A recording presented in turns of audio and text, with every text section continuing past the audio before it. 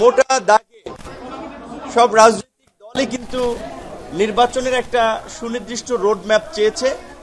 আমরা আমাদের দলের পক্ষ থেকে আমরা পরিষ্কারভাবেই বলেছি যে সংস্কার নিয়ে আগামীকালকে আরেকটি মিটিং রয়েছে 11টা। এখানে কার্যত আমরা মনে করি যে সংস্কারের বিষয়ে ইতিমধ্যেই একটা ঐক্যমত তৈরি হয়েছে, আর মিটিংয়ের প্রয়োজন হচ্ছে না। এখন বাস্তবায়ন করার আসলে পালা। বাস্তবায়নের ক্ষেত্রে আমরা যেটা মনে করি যে কিছু কিছু সংস্কার অধ্যাদেশের মাধ্যমে বাস্তবায়ন করা যাবে, কিছু কিছু সংস্কার বাস্তবায়নের ক্ষেত্রে সংবিধানের পরিবর্তন প্রয়োজন হবে, সেটার জন্য নিশ্চয়ই একটা পার্লামেন্ট লাগবে। সংস্কার চাইলে এখনই বিভিন্ন মন্ত্রণালয় তাদের নিজস্ব ব্যবস্থাপনায় কিছু আইন অধ্যাদেশের মাধ্যমে বাস্তবায়ন করতে পারে। তবে যেহেতু বাংলাদেশের 50 বছরের ইতিহাসে আমরা এইটাকে আমাদের একটা ঐতিহাসিক প্রেক্ষাপট হিসেবে আমরা মনে করি, সেজন্য আমরা বলেছি যে এই ঐতিহাসিক প্রেক্ষাপটে রাষ্ট্রের সংস্কারগুলোতে যে আমরা এতগুলো রাজনৈতিক দল এবং নাগরিকরা ঐক্যমত পোষণ করছি, এইটাকে জুলাই সনদ না বলে বরঞ্চ একেবারে এটাকে একটা জাতীয় সনদ হিসেবে আমরা গ্রহণ করে একটা গণভোটের মাধ্যমে এর একটা গণভিত্তি দিতে পারি।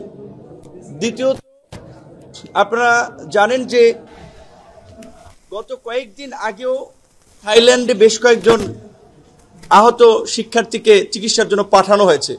তাদের যতটুকু আমরা দেখেছি অনেকেরই শারীরিকভাবে পঙ্গুত্বের একেবারে শেষ প্রান্তে চলে গিয়েছে। তাদের চিকিৎসা এখনো বিদেশ পাঠাতে সময় লাগছে, এখনো অনেকে যেতে পারে নাই, 9 মাস লাগছে। তো এর মধ্যে দিয়ে আমরা প্রধান উপদেষ্টার সামনেই জাতীয় ঐক্যমত্য কমিশনের সদস্যদের আইন উপদেষ্টা ছিলেন, আমরা পরিষ্কারভাবে বলেছি তারা জুলাইয়ের আহতদের চিকিৎসার ব্যবস্থাপনা এবং তাদের সহায়তায় ব্যর্থতার পরিচয় দিয়েছে যারা দায়িত্বে ছিলেন। সুতরাং এইটা সেনাবাহিনীর কাছে দিলে ম্যানেজমেন্টটা ভালো হবে। সরকারের প্রতি শুরুর দিকে যে একটা অভূতপূর্ব সমর্থন ছিল, সব রাজনৈতিক দলের একটা সহযোগিতা করার মনোভাব ছিল, সরকারের বেশ কিছু উপদেষ্টার বেশ কিছু কর্মকাণ্ড, রাজনৈতিক মন্তব্য সরকারের সাথে রাজনৈতিক দলগুলোর একটা দূরত্ব তৈরি করেছে, একটা সন্দেহ সংশয়ের সৃষ্টি করেছে। আমরা সেই সমস্ত উপদেষ্টাদেরকে অপসারণ করে উপদেষ্টা পরিষদ পুনর্গঠনের আমরা দাবি জানিয়েছি। একই সাথে আমরা এটাও বলেছি অতীতের ঘটনা টেনে, যে আপনারা জানেন যে 2023 সালের 28 অক্টোবর বিরোধী দলের আন্দোলন সংগ্রামের পর 24 সালে যে নির্বাচন হয়েছিল, সেই নির্বাচন সম্পন্ন করার জন্য তৎকালীন ফ্যাসিস্ট সরকার এবং তার দোসররা প্রায় 32,000 বিরোধী দলের নেতাকর্মীকে গ্রেপ্তার করেছে। কিন্তু গত 9 মাসেও এই ফ্যাসিবাদের সাথে জড়িত এবং তার সহযোগী 3200 জনকেও গ্রেপ্তার করা হয় নাই। বরঞ্চ আমরা দেখেছি যে শেখ হাসিনার গত 16 বছরের গুম, খুন, লুটপাট এবং দুর্নীতির অন্যতম সহযোগী জাতীয় পার্টির যে আস্ফালন, আমরা এই বিষয়ে ব্যবস্থা নেওয়ার জন্য আমরা প্রধান উপদেষ্টার কাছে আমরা বলেছি।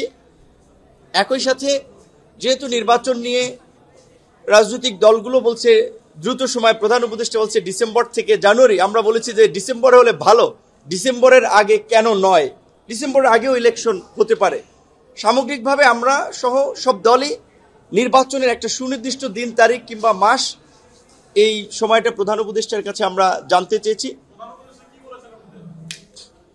তিনি নির্বাচনের বিষয়ে ওইভাবে আসলে এই বক্তব্য মোটা দাগে সব রাজনৈতিক দলই বলেছে, এবং জাপানে যে নিকি এশিয়া ফোরামে যে একটা বক্তব্য এসেছিল, শুধুমাত্র একটি দল নির্বাচনের ডিসেম্বরে চেয়েছে, এই বক্তব্যটি যে সঠিক নয় সেটা ওখানে বলেছে অনেক দলই। তো নির্বাচন পত্রপত্রিকা 54টি দল, এবং আজকেরও আই থিঙ্ক